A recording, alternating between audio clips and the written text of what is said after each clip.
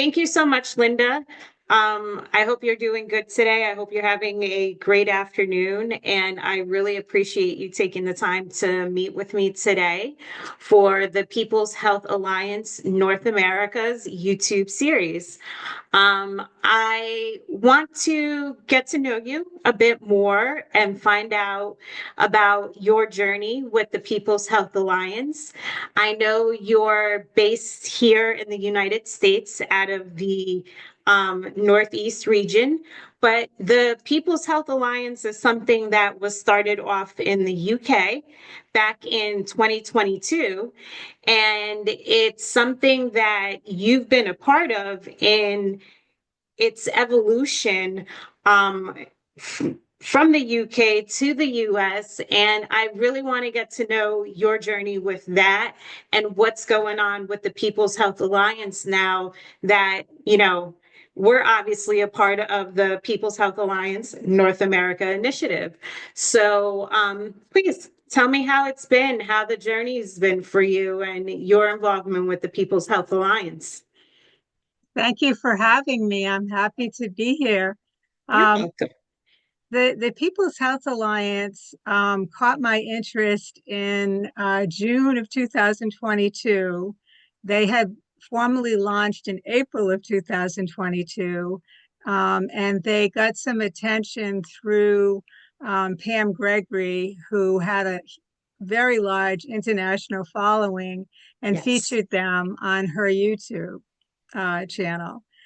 And as soon as I saw it, I knew that this was something that I was excited about. In fact, I felt like I had been waiting for this to happen for some time, much Interesting. longer than just the year that it started. I had been feeling like there needed to be a huge evolution for health services in the United States since at least the beginning of the millennium. And I was really hoping that there was going to be a people's movement, that it was going to change from the people, not from the professionals who are sort of in charge of the field, but from the people. I really was hoping that was going to happen.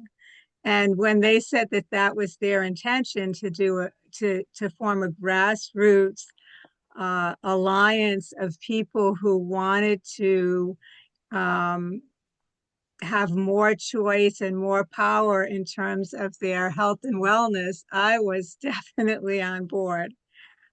So immediately I started looking for other people in the United States because the people, Catherine McBean and Lisa Dunnington in the UK said that they had heard from a lot of people in the United States that there was interest and didn't realize that there was going to be that kind of interest because they saw it as really as something that needed to happen in the United Kingdom because their health system, their public health system had really struggled during the pandemic, and it was clear that there was something that needed to change.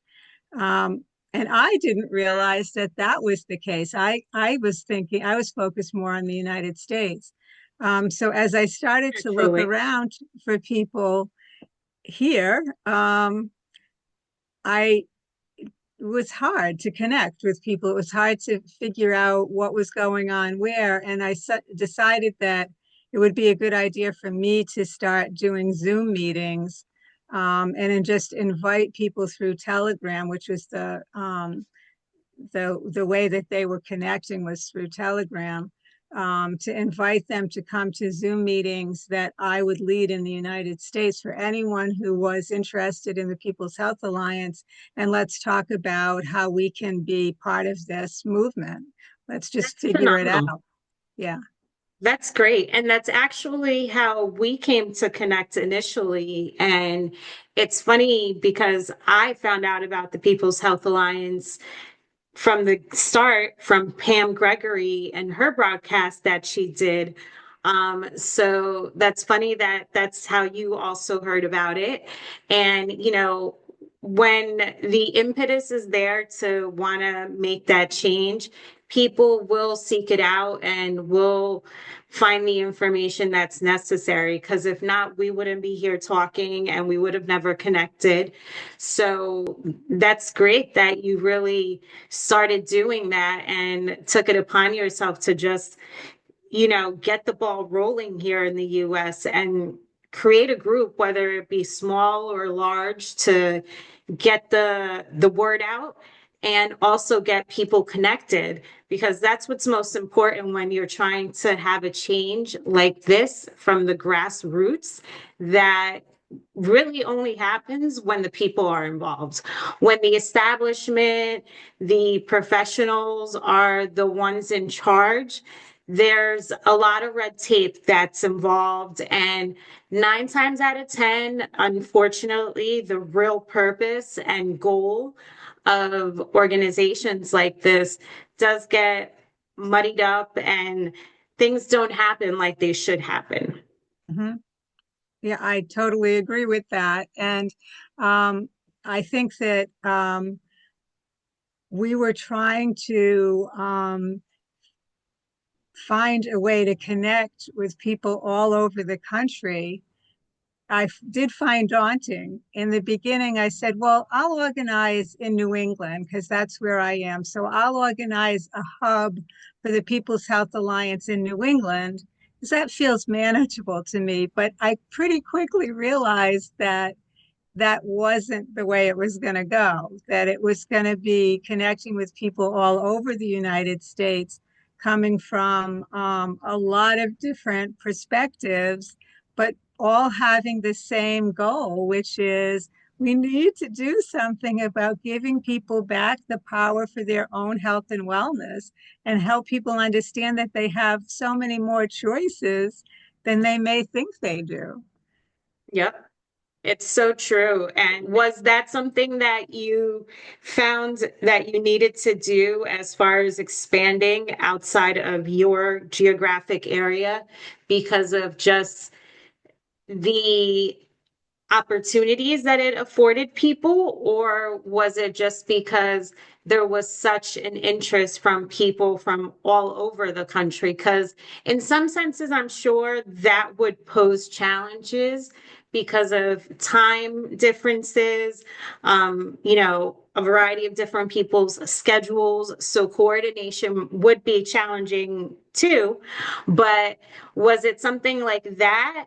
Or was it just that? Well, no, go on. Yeah, well, I think I realized that times had changed and we were at a different time. And I myself, as a social worker, had started to work with my clients primarily through telehealth. So I was using Zoom meetings every single day to talk to my clients in a way that I had never done before.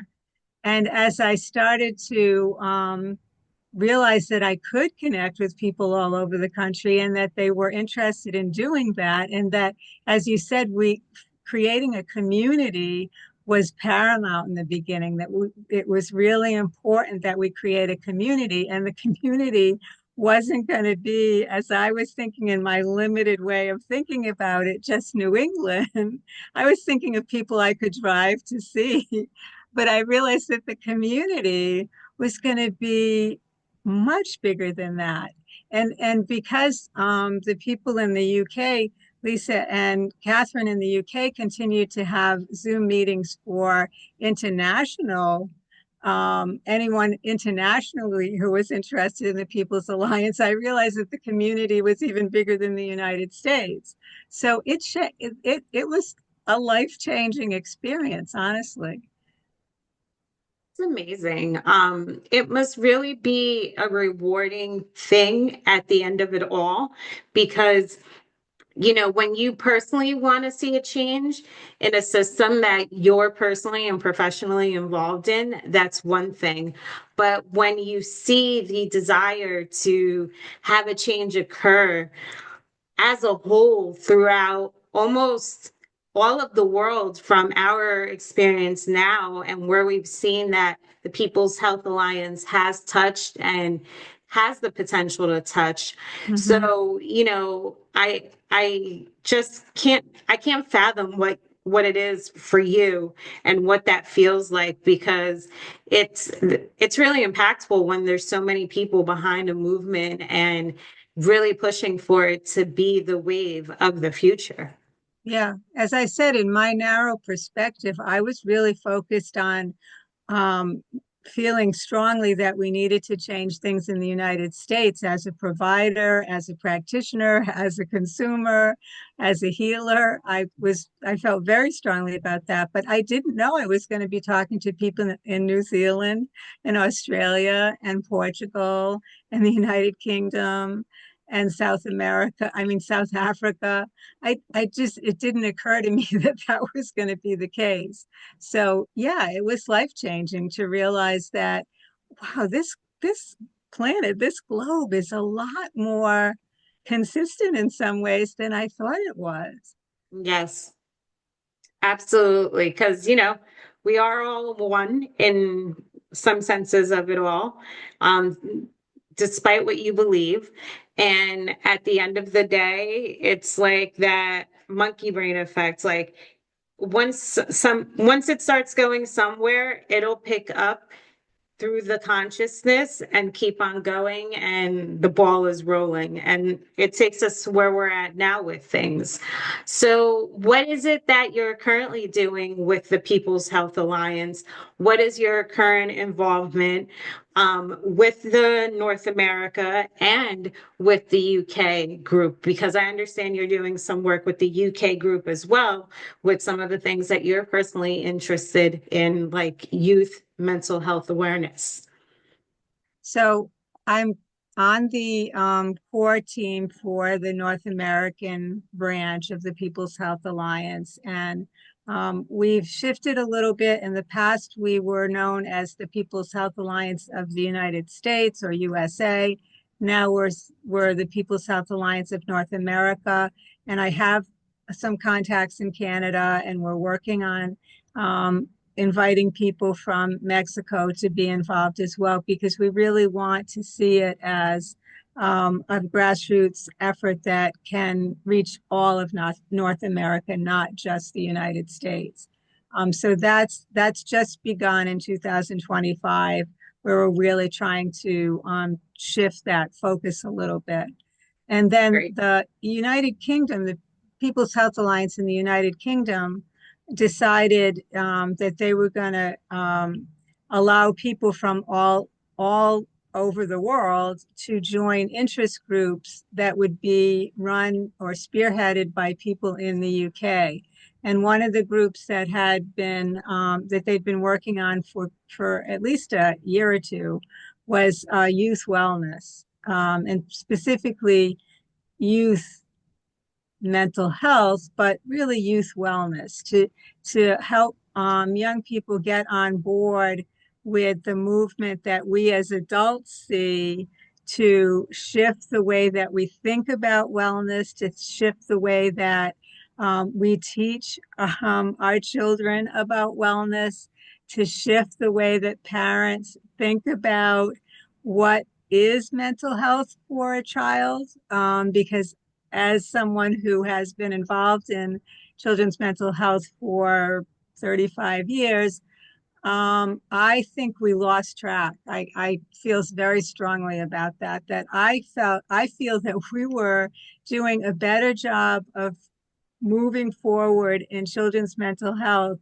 in 1980 than we are in 2025. Um, Really? yeah, and that's discouraging to say the least. I'm Wow. my training in the beginning was in Jungian child psychology. I went to school in San Francisco for a while. Um, I was involved in community mental health centers and worked with families and children that were involved with the child welfare system. We were really trying to move things forward for children. And unfortunately, it felt like there was a huge detour that we took. I would say between 1990 and 2010, where we started to become very focused on pharmaceuticals for children, very focused on medical diagnoses. I mean, autism is important. I have definitely worked in the field of autism and I'm very interested in that. And that's important, but it almost took over some of the areas that needed to be developed in community mental health for children.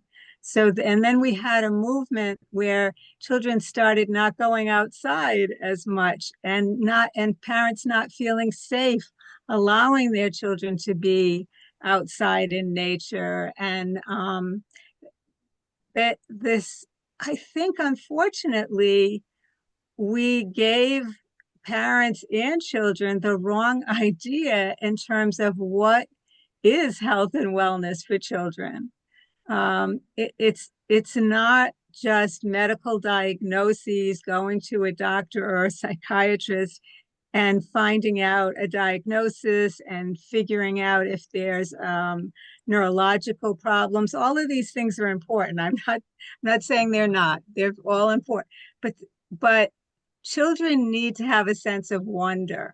Children need to be connected to nature. Children need to Absolutely. have room to play. Children need to have time to use their imagination by themselves, not supervised, not completely unsupervised, but not over supervised, not in settings where everything's very structured and planned out. They need room to. One of the things that I learned when I was studying Jungian psychology is that there was a belief in allowing children to go outside and follow them as you were walking around outside with them and let them discover what was there, but don't get in the way. Don't intervene too much. Let them discover what they're seeing and explore and develop their sense of wonder, because I also worked in a children's hospital, and what I sadly saw in the children's hospital, children that didn't go outside and were losing their sense of wonder, and were almost afraid, not almost, actually afraid to go outside, and to be in a natural setting. So, yeah, I'm really concerned that we find a way back to some of the things that somehow got lost along the way. And there's a new book called The Anxious Generation, where Jonathan Haidt talks about the overemphasis on safety and losing a sense of play for children. Yeah, he mentions that. And he, also mentions the technology component of it as well. And it's something that's very true to the adults as well, because you see the whole mental health conversation and mental wellness conversation being one thing at this point in time, but it's a conversation that is in a certain way going a certain direction because of the technology component that we've had come into play since 2010 to 2015, which correlates with what you're seeing in the children as well. And it's a sad thing. It really is. I do feel that it really did start then, more so than earlier, like Jonathan mentioned in his book, like in the 80s and 90s. I asked, do you really think it's a failure on the part of the medical industry, or really something more along the lines of the greater plan that was in play with what was going on in society, or just the technology component of Yeah, I it? don't think we can. I'm not one who wants to. It's interesting what you're saying, and I really appreciate what you're saying, and I like hearing your perspective on it. But I'm one who doesn't want to pick one area to blame. It's not the medical establishment. It's not the parents. It's not the teachers. It's not the schools. It's we as a society, as a human race, have lost track of Very what's true. important in terms of how we raise our children. And it's, I hope we can take a good hard look at that. And, you know, we, I was part of the problem when I worked at a psychiatric hospital for children. And I felt like I was part of the problem. And I started to become very concerned that I was part of the problem. But none of us could escape it. It was something that was happening. And it felt to me like it got away from us. And now I'm saying, okay, let's admit what's happened. Let's take a good hard look at this and let's figure out where we'd like to be as opposed to where we are. Um, I hear what you're saying about the you got to spend a lot of time outside, and I'm really happy for that.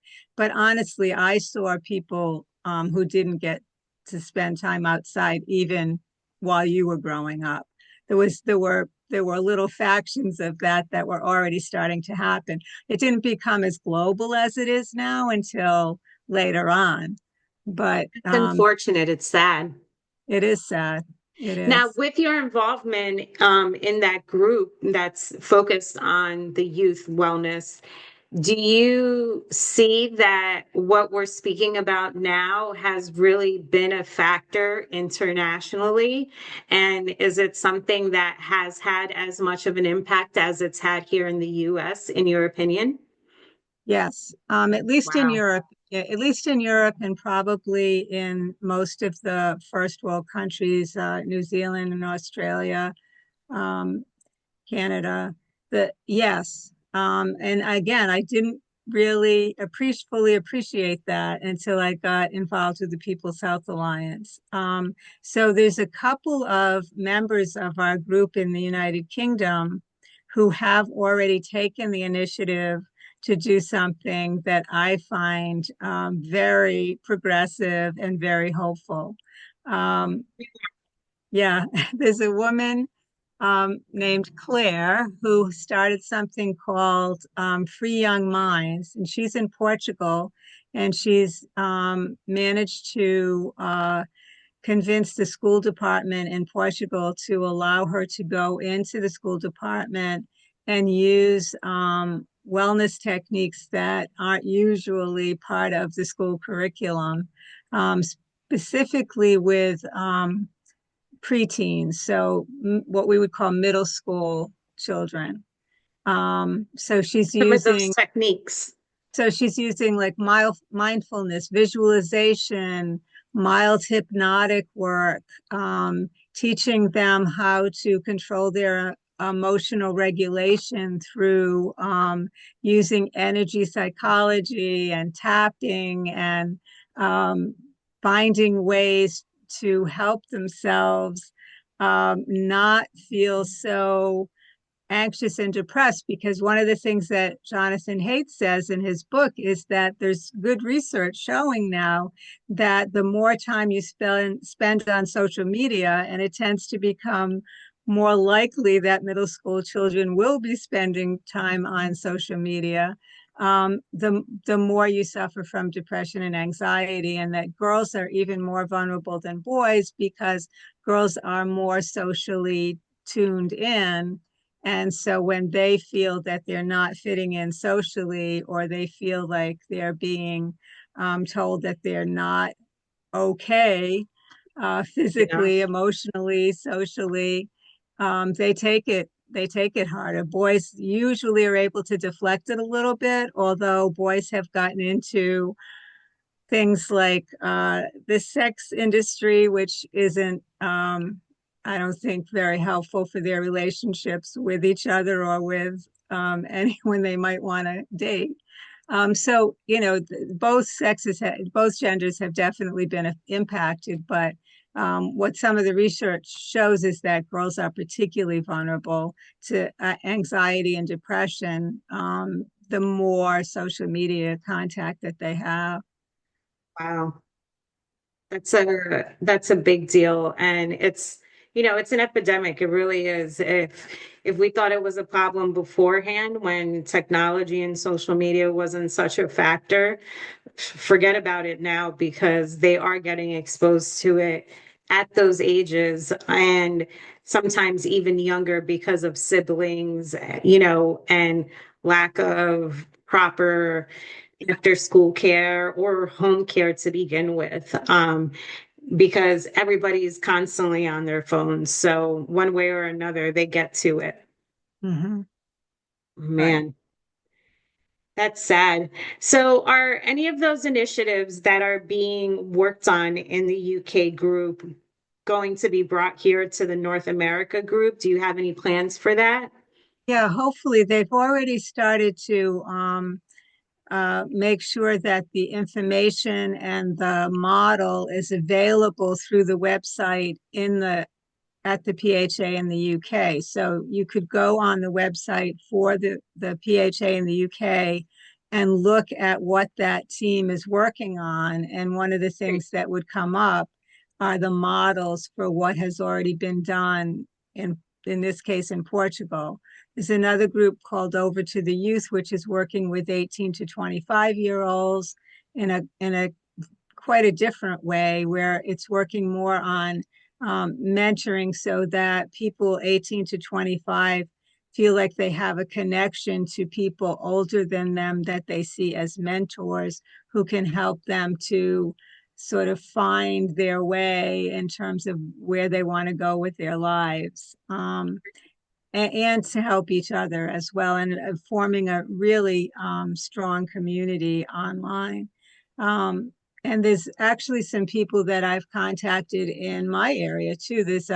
In Rhode Island, there's a forest school movement, which is really wonderful for some of the elementary school children who are able to get outside more. And they've talked about how children who are very withdrawn and socially awkward join the forest school as a after school activity, and come out of their shell and start to interact with other people in ways that they weren't able to before.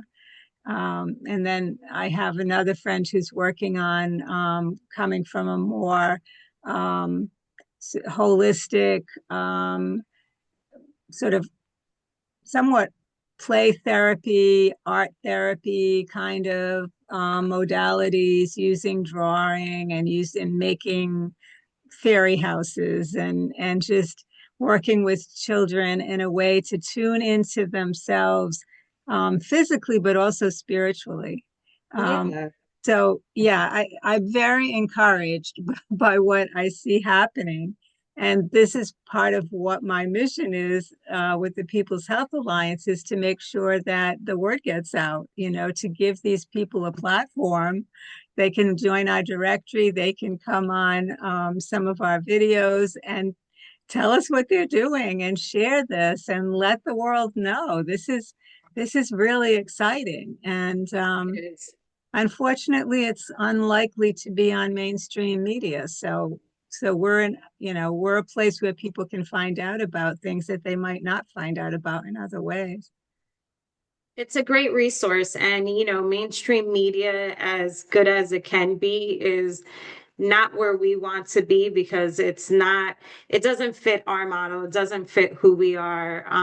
As much as it can shed light on it and be great promotion, at the end of the day, when you get down to the core of it, it's not aligned with our mission and our goals. So the grassroots way of doing it, how we are, is the best way to do it. And I'm so happy for you that you've found the connection and had the opportunity to interact with individuals that feel like yourself professionally that do want to help the youth and are doing things that are tangible and can be implemented elsewhere as well. So I can't wait to hear more about that and help you in whichever way possible to get some of those things going here in North America, because they do sound like great programs that people do need to hear about and have the opportunity to choose. whether or not that's what they want, because that's the whole point of the People's Health Alliance, empowerment to the individual about alternative opportunities to seek healthcare. Mm-hmm. That's what Absolutely. it's about. It's interesting that Young spoke about it with regards to the nature element, and that it's something that John Haidt spoke about as well, and that you saw personally when you were working in a children's psychiatric hospital, and something that's so fundamentally true to who we are as far as getting out and interacting with the elements that would be so easily forgotten by the Mm-hmm. professional industry, because like, why not? What does it cost to take somebody outside and let them have interactive play with what's out here? You don't even have to use very many toys or tools while you're out Nope. there, because just the beauty of it all, whether it's the leaves glowing, the colors that you see, the animal life that you see, it all brings joy. It rejuvenates somebody. Yeah, and it develops the senses. It develops the mind. It develops the eyes, the ears, the sense of smell. It develops all of those senses that we say that we want. Are concerned about children having neurological problems where they're, not able to use their senses for whatever reason. This is one way to help bring that back.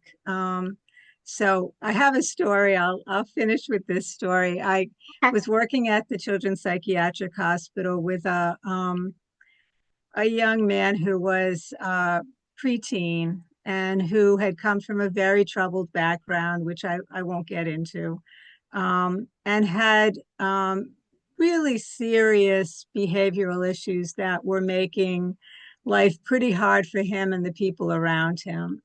And the way that the system was working with him wasn't allowing him to go outside because they were actually concerned for his safety. And so they weren't allowing him to go outside. But So at some point after months of this, the staff said, this is not natural. This is not normal. This is, a young boy who needs to get some fresh air and sunshine and needs to be outside. And so I was the one who was designated to take him outside as his social worker. And we went, there was an area behind the psychiatric hospital that we called the woods. That was a wooded area where we could go for walks, hiking trails, that kind of thing. Went down to some water. And so I decided I'd take him for a walk. Uh, and he was terrified. He didn't want to oh, go. He was really not feeling comfortable going outside. So I said, "Oh, it'll be okay. We're going to just go for a walk." We knew each other pretty well at that point. So we ended up doing the scene in The Wizard of Oz where Dorothy and the Tin Man and the Cowardly Lion and the Scarecrow are walking through the woods and they're singing lions and tigers and bears. Oh my, yeah. lions. Um, we actually acted out that scene to help him get outside and made it funny and made a game of it so that he was able to do it. This is a wonderful story. And he was able to enjoy the rest of the experience once he let go and, Yes, got his mind out of his fear. yes. That's great. That's rewarding. That's why you get into it. That's why you do the work that you do and the types of things, the type of resolve that you want to see. No matter how small it is, you know that made a huge impact in that little boy's day. Mm-hmm. Yep, Wow. yep. So I know what's possible. I'm very optimistic about how we could grow and what we could offer to everyone in order to what I feel we need to get back on track. That's how I feel about it. It's great. And it's something that you've been, really behind since 2012, I would say. Is that correct? Since you went into practice for yourself and got out of the professional sphere? Really, fortunately for me, as I said, I studied with some Jungian psychologists in the 1980s in San Francisco. So they gave me the foundation, laid the foundation. And as I said, I thought we were going in a pretty good direction at that point. And then there was this huge detour that happened. So now we have an opportunity to see where we want to go next. You got that right, Linda. And kudos to you for, having the cojones to go into practice for yourself and do what's right for you versus just, staying in the industry, collecting a paycheck and doing something that doesn't sit right with you. And kudos to you as well for, being a part of the PHA UK movement and playing a part in bringing that to the US as well and connecting individuals and, connecting with me and making it happen because you are, a go-to when it comes to PHA here in North America. And we are going to expand. We are looking for individuals to join our directory, like Linda said. And we want to hear from individuals that feel like Linda does as well from her professional experience and also from what they've seen themselves, whether personally or experience with people that they know, because many of injustices occur in the industry and many things are awry. And there's no one to blame. There's no need to point fingers. It's all about how to make the change and how to move forward and have things be the way that they should be. And again, empowering the individual to be able to make the choice that's best for them by providing them information to additional and alternative resources for how they can get the care that they need and want. Right. Absolutely. Very So well. Yes. thank you, Linda. And thank you again for, your time doing this today and your commitment to the PHA. Um, I almost feel like, we'll have to do this again to get into your career and your personal background and what you've done because we touched upon the most important thing today, and that's the People's Health Alliance North America and what we're currently doing to get started right now. And we'll have more to come on that as well. So please, everybody stay tuned and we'll provide information as to where you can find Linda and she'll share the information with us as well as to how you can connect with that group for the People's Health Alliance International Youth Wellness Group and how potentially you could take part in that. But like I said, please, don't hesitate to reach out to us and Yeah. connect, express your interests and join us, become one of us and I just want to add too that we're not only looking for professionals to join the directory. We are looking for professionals to join the directory, but we're also looking for people from every walk of life who just really want to make a difference and yeah, are passionate about seeing that we can be the change that we want in the world, that we can be that. So I just want to absolutely. make sure that the message gets out that there are several people who are part of our organization who do not have professional backgrounds and have been very helpful, including yourself, Denise. So yeah, it's Thank you, something that's, Linda. oh, it really is a people's movement. It truly is. Absolutely. Great call out. And thank you for saying that because, people may definitely have trepidations about joining because they're not part of the healthcare industry. And I thought the same for a small second because my desire to get involved and really be behind the change that needs to come is what was really pushing me. But anybody can join and we all have talents to bring to the table. And in one way or another, we can bring you in and you can work with us or just be a part of it to get the information that you need. So great Yeah. call out. Thank you, Linda. Thank Um, you. is there anything else that you want to close with and leave the people with, or, No, I think that's a really good summary of what we wanted to get out today for great. people to take a listen to and let us know what you think. And if you have any questions and want to know more, we're here to welcome you. That's right. You got that. Thank you so much, Linda. I hope you enjoy the rest of your day. And we will get this out to everybody and can't wait to connect with you and hear from you all that are interested in joining our mission. Take care. Take care.